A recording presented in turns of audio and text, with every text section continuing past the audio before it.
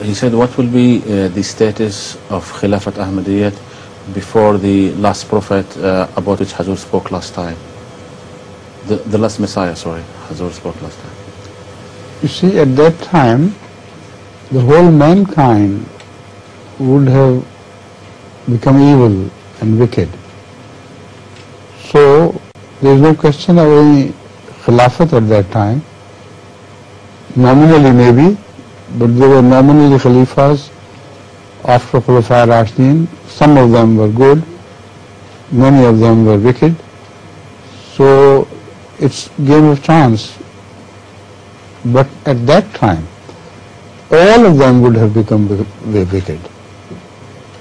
Not only if they are caliphs in name only, but they would have been completely transformed into a wicked something, as transgress against everything in the world. So this is the state of affairs to be expected just before the Qiyamah. Not a single person will be worthy of living in sight of God.